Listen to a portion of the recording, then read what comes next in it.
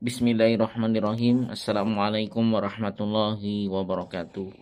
Sobat Quran yang dimuliakan Allah Subhanahu wa taala, memurojaah hafalan Al-Quran di dalam sholat merupakan salah satu cara terbaik dalam menguatkan hafalan.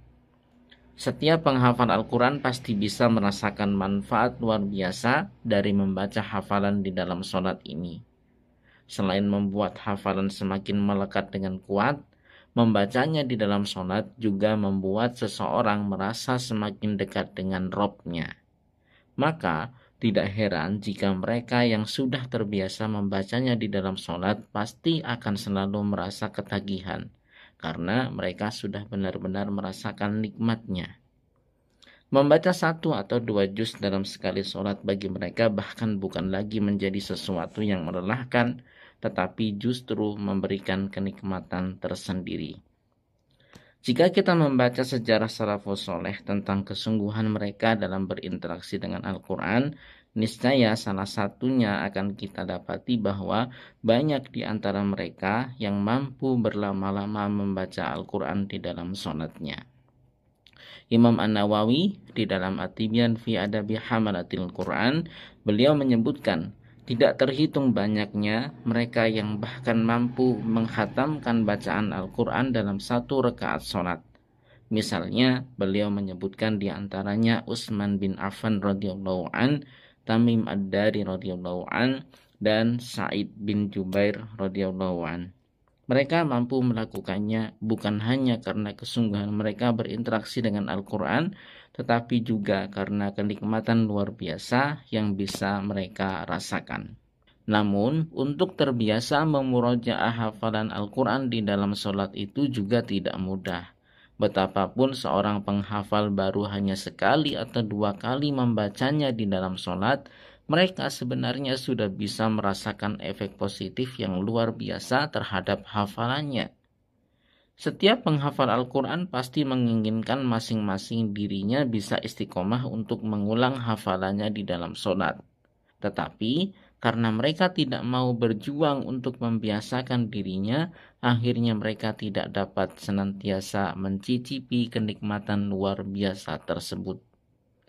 Bagi yang belum terbiasa, jangankan untuk membaca 1 juz di dalam 1 rakaat, untuk membaca 1 halaman dari hafalan saja terkadang terasa sangat berat.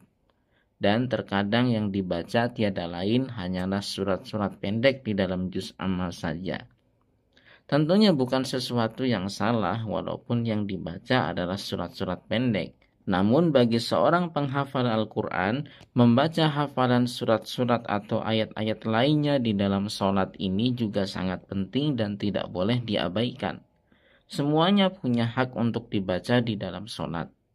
Jika yang dibaca terus-terusan surat pendek, apalagi selalu surat yang sama, maka apa bedanya kita dengan yang tidak hafal?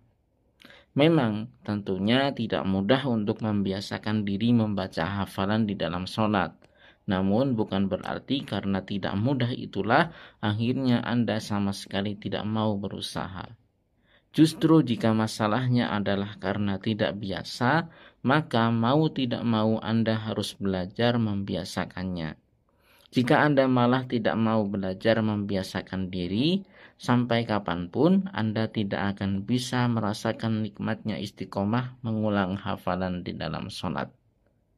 Untuk membiasakan diri mengulang hafalan di dalam sholat, Anda jangan beranggapan bahwa yang Anda harus baca di dalamnya itu mesti dalam jumlah yang banyak.